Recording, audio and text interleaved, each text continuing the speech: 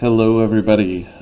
Today we are going to go through a little bit of review for electron configuration and orbital diagrams. So on the screen you should see this periodic table that is broken down into, or has labeled on it, the blocks within the periodic table.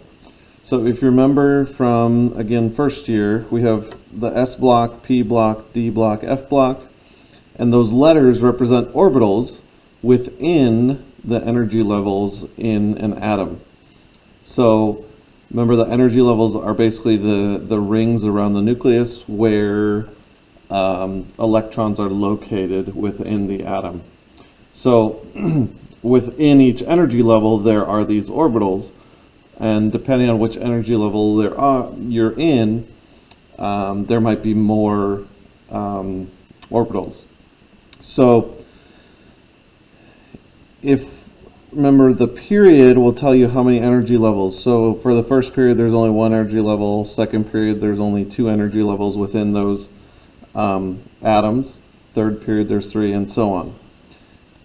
If the electrons that are in the S block, that means that those elements will end their electron configuration on the S's. Then the P block, same way, except for P, they'll end their configuration in the P orbitals, D orbitals, and then F orbitals. Okay. And so the big number here represents what period it is. Same thing here. Remember, the D block is always one less than the period number. So this is 4s, and then it goes to 3d, and then back up to 4p. So this is the fourth energy level. D is 3. So the D block starts at 3d. And then for the F block, remember, these two rows fit right here in between the 6th and 7th periods, in between the S and D block. So you would go 6s and then down to 4f, then 5d, and so on. Okay, so you kind of just follow this. Let's say we have an element in the 5p, in this position right here. We would just start back up here with 1s and keep going along the rows until we get to that particular element. If you remember from first year, the S block holds 2 electrons, the P block holds 6, the D block holds 10, and the F block holds 14. So you should never have numbers higher than that when you get to it. Okay, so I'm going to show you an example of doing one of these. Let's say it's calcium. So if you look on a periodic table, calcium is in the 4th period. It's basically right here is calcium. Okay, so let's go through and do the electron configuration for calcium.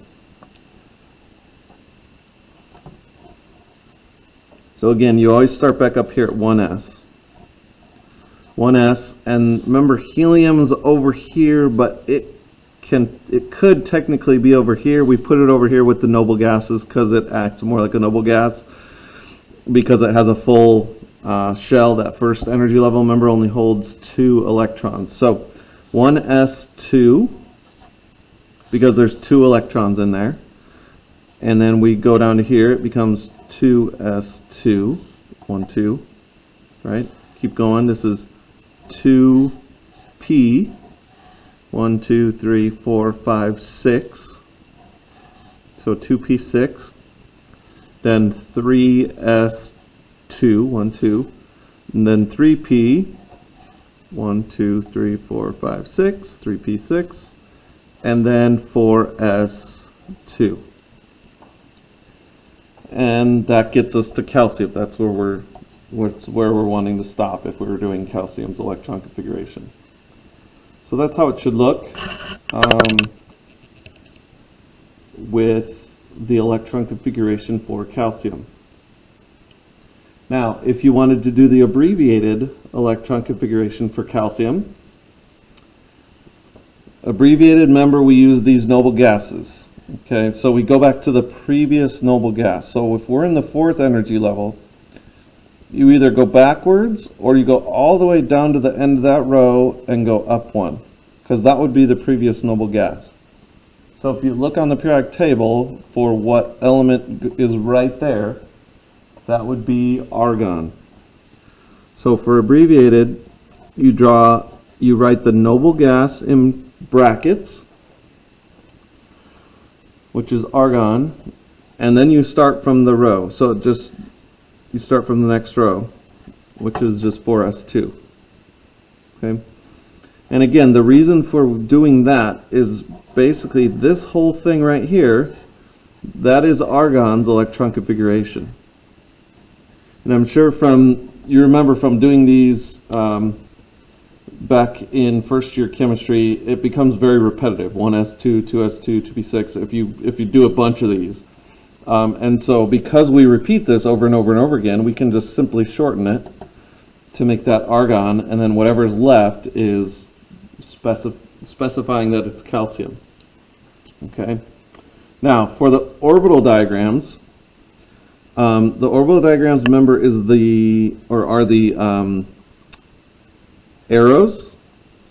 So you maybe, depending on who your teacher was, you may have had a different way of doing it. This is how I like doing it.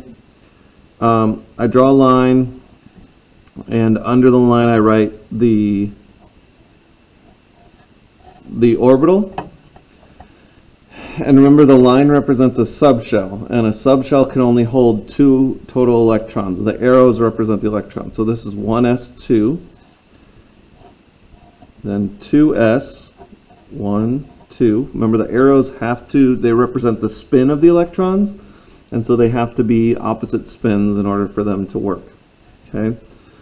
Then for the p, we draw 3 lines, and then under the middle one, we write 2p.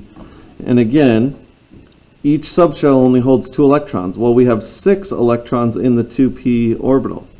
So we need 3 subshells to give us 6 electrons. So we go up, up, up, and then down, down, down. Remember that's Hund's rule. There has to be 1 electron in each subshell before you put 2 in any of them. And again, that's just to prevent repulsion between the electrons. Remember, electrons do not want to be near each other because they have the same charges, and like charges will repel. So we go from there, we go 3s, up, down. Then there's another p orbital, so we go 3p, up, up, up, down, down, down. And then finally 4s, up, down. This is another way that we can represent electron configuration showing the subshells. Okay, so the arrows represent the electrons, and one way to check to make sure you did it right is that you count up the arrows. That should be the atomic number for the element. So atomic number for calcium is 20. So there should be 20 arrows. 2, 4, 6, 8, 10, 12, 14, 16, 18, 20. So we did it correct. Okay, if you have any questions, let me know. I hope this helped, and have a good day.